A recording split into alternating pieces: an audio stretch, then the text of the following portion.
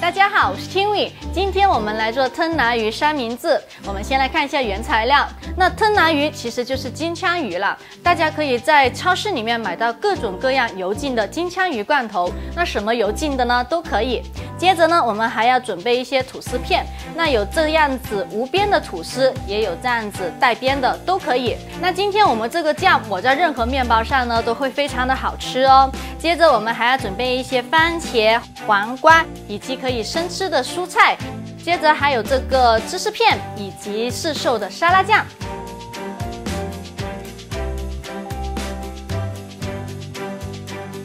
那我们今天做的呢是吞拿鱼三明治，简单一点来说呢，就是先做一个吞拿鱼酱，然后把它抹在吐司上面呢就可以了。因为难度较低，所以呢这里教大家几种吃法，那大家完全可以换成其他不同的酱料以及配料的哟。在做之前，我们要先把烤箱上下火200度预热。我们先来做一个正常的造型。那我做三明治的吐司呢，习惯呢是去边的，所以我会买这样子的无边吐司回来。如果大家买的是这样子有边的吐司的话呢，大家可以把边去掉。如果你不介意的话呢，不去也可以了。但是就是这样子烤出来的话呢，那个边会比较硬。那我们现在呢要把这个吐司边整齐的切掉。好了，那我们像这样子切成一个整齐的方形呢就可以了。像这些吐司边的话呢，我待会儿再教大家做成一个零食。那现在我们把这个切好的吐司边放在烤盘上面，我们需要2片大吐司片就可以了。小的三明治呢，我们需要把无边吐司把它等比切成小的四方形。那这个吐司片准备好了之后呢，我们接着要来做酱料。首先我们要处理一下那个吞拿鱼罐头。吞拿鱼罐头我们一般买回来呢是这样子的，我们把它打开，你会发现里面呢有一些油水，然后泡着那个吞拿鱼。所以呢，我们要把那个油水呢给沥去。那我们用一个叉子，像我这样子按压一下，把这个吞拿鱼呢搓散搓碎。那配方中的吞拿鱼呢是沥去水分的重量，多一点少一点呢问题都不大。我们主要看那个酱料的浓稠度以及味道。一般这样子的吞拿鱼罐头，我们买的时候呢，它这个罐的上面呢都会有写着一个固形物的一个重量，那么大家就可以大约的估算一下，买这一罐呢会有多少的吞拿鱼。吞拿鱼的油水基本沥去之后呢，就可以把它装在一个小碗里面，把它倒在碗里面之后，再检查一下那些会不会有一些特别大块的吞拿鱼，把它搓散。接着我们要加入沙拉酱，大家可以就是根据自己的喜好来调节这个沙拉酱的一个用量。我们用这个叉子把它们混匀。沙拉酱基本混进去之后呢，我们就可以画圈圈了。那大家是不是觉得这个酱很熟悉呢？这个其实就是我们平常吃吞拿鱼寿司的那个酱了，做法是一样的。那我们混匀到这个稠度呢就可以了。为什么说沙拉酱我们要根据这个稠度来调节这个用量呢？因为我们刚才在沥去油水的时候呢，每个人沥去的水分呢都不一样，它的稠度呢是根据这里面的含水量呢来决定的。如果你的水分比较多，那么这个沙拉酱呢可能就要放少一点了。最后我们来尝一下味道，如果你觉得这个咸度 OK， 那这个酱呢就做好了。这是最简单的做法。那大家也还可以加进一些玉米粒啊等等其他的材料呢去进行调味。那烤箱现在呢已经预热好了，我们可以把刚才已经放在烤盘上面的吐司片放进去烤箱里面的中下层，烘烤3到5分钟，直到吐司表面变脆呢就可以了。每家的烤箱温度都不一样，时间大家自己掌握一下，只要底部呢有一点微微的黄色就可以拿出来了。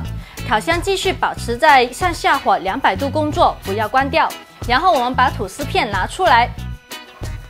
那我们现在呢，要在这个已经烤好的吐司片上面呢，抹上一层吞拿鱼酱。大家看一下，它的底部呢是金黄色的。我们要在另外一面呢抹酱，用这个叉子就可以了，在它上面薄薄的抹上一层。我们把所有的吐司片都抹上吞拿鱼酱之后呢，要在上面放上一片合适大小的芝士片。现在这种芝士片呢有很多品种，我用的呢是车达芝士，但只要是占片状的就都可以用来做三明治哦，味道看个人喜欢了。像这个大吐司，我们就直接这样子一片放上去就可以了。小吐司片呢，我们需要把这个芝士片呢切成4等份。同样的，把它铺在这个吞拿鱼酱上面。铺上去之后，我们要再次把这个吐司片放入烤箱，上下火200度，中上层，烘烤2分钟左右。只要芝士片融化了就可以拿出来咯，不要烤太久，不然的话芝士会变硬的。那像这样子的小方块的吐司呢，一般我会在上面放上半个小番茄就可以直接吃咯，这样是我最喜欢的吃法，它叫做单片三明治。那大家也可以在上面放上你任意喜欢的蔬果，然后再盖上另外一片吐司片，把它变成小的三明治。那大的吐司片因为它比较大，所以呢我们就可以在上面放更加多的东西了。先在这上面放上一片西红柿，这里呢可以放小黄瓜，最后放上一些生菜。如果大家有火腿的话呢，或者是荷包蛋什么的，都可以在上面放上哦。然后我们在这个上面再放上一些吞拿鱼酱，这个酱呢是用来做粘合作用的，不然待会那个三明治有可能会散掉哦。我们把这2片吐司片像我这样子把它盖上，轻轻的压一压，然后用刀把它们对半切开。好了，大家看一下，那这个三明治呢就做好了。接着我再教大家做一个爆浆三明治。那首先我们要准备2个吐司片，吐司一定要够新鲜哦，不然的话待会我们压的时候呢，它很容易裂开的。接着还要准备一个小碗，这个碗的直径呢一定要小于这个吐司片的边长哦。然后我们在这个吐司片上面轻轻的压一下，做一个记号。接着我们在上面呢抹上一层吞拿鱼酱，抹在这个圆的中间，放上一片小番茄。番茄一定是要跟那个吞拿鱼酱呢在一起的，不然呢是不会有爆浆的。在这个上面放上一片芝士片，芝士片的大小也一定要小于这个圆哦。最后铺上薄薄的吞拿鱼酱。不要再放东西咯，如果放得太厚的话呢，待会儿呢会包不住的。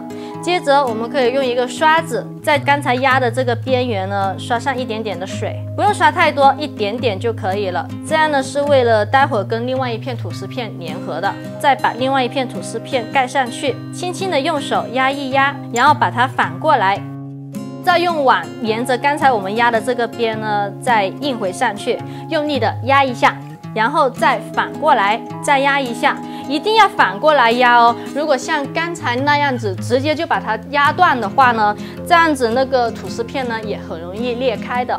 我们把它切断之后，那这个三明治呢就在这个碗里面了。接着我们要用刀沿着这个碗边划一下，要把这个爆浆三明治给取出来。大家看一下，这样一个爆浆三明治的原型呢就做出来了，它是不是很像一个小包呢？那我们把它放在烤盘上面，然后把它放入刚才已经提前预热好的烤箱，上下火200度，同样的是中下层，烘烤3到5分钟，表面变脆呢就可以拿出来了。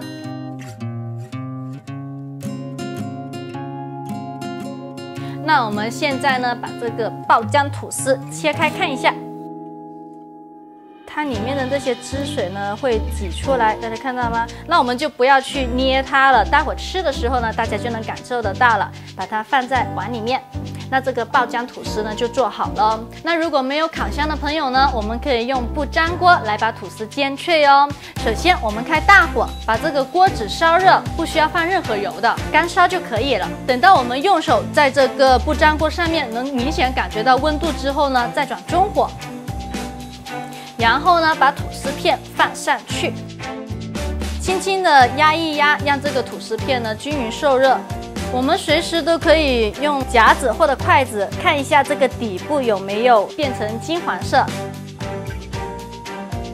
好了，我们把它煎成这样子，有一点点金黄色呢，就可以把它翻面了，把另外一面呢也煎成金黄色。其实我用夹子轻轻戳这上面呢，已经明显感觉得到它非常的脆了。好了，像这样子，我们两面都煎成金黄色之后呢，同样的，我们可以在上面抹上那个吞拿鱼酱，以及放上一片芝士片。因为这个吐司呢它是热的，芝士片放上去，我们迅速的再用另外一片吐司片把它盖住，这样子能让那个芝士片软化。那么这样子一个三明治也做好啦。如果不粘锅也没有，烤箱也没有的朋友，那就直接把这个吐司片抹上吞拿鱼酱，再加上蔬果，直接吃就好了。这样子呢，那个口感呢会稍微差一点点，但是味道呢也一样很好吃哦。那我们做好的三明治可以准备这样一个用油纸叠的盒子来装进去。这是我们刚才做好的，就这样子把它放进去里面。这样子呢，除了很方便食用之外，还可以外带哦。我们只要在这上面用保鲜膜封住，然后吃的时候再把保鲜膜去掉，放进微波炉里面加热一下，就可以直接吃了。那这个盒子怎么折叠呢？我这里画了一张步骤图，以及演示给大家看。首先第一步，我们要准备一张长25厘米、宽22厘米的油纸，然后把它对折。再把长方形短的两边对折，然后展开。接着根据箭头的方向折到中线，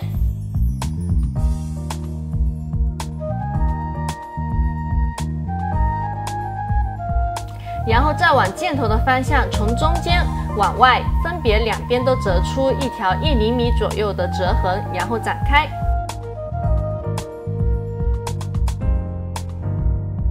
方形的4个角与刚才1厘米的折痕平行，分别折出4个三角形。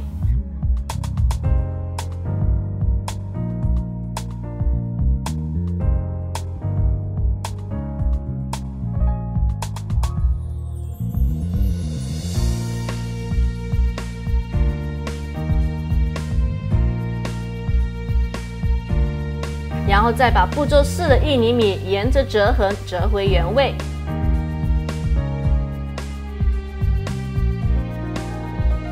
再按照箭头的方向以及图中的虚线位置为基准，折出折痕，然后展开。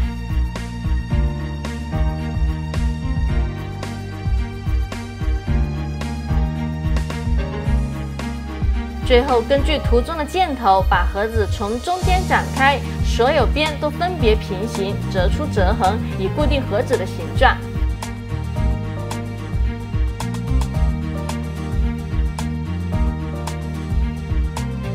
这样子三明治盒就折好啦。正常吐司大小的三明治都可以放进去哦。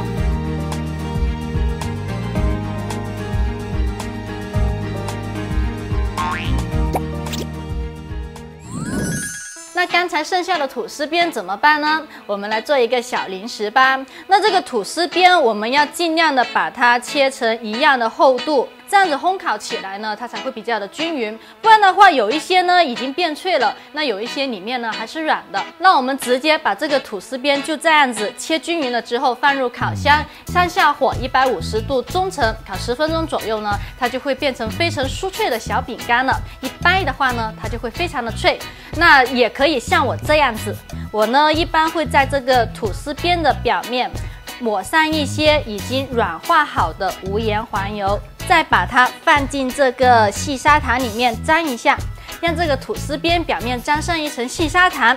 然后我们把这个吐司边放在烤盘上，有细砂糖的这一面呢打侧，同样把它送入烤箱，上下火150度中程烤10到15分钟，直到整个吐司边都变脆呢，就可以拿出来咯。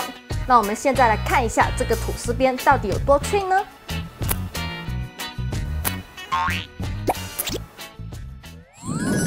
那这个吞拿鱼三明治就做好了，大家都学会了吗？如果大家还有什么不懂的地方，可以去到我的网站tinwei.com 留言，我会尽快回复大家的。如果大家也有做出来，可以扫描屏幕中的二维码，以及去到下厨房交作业哦。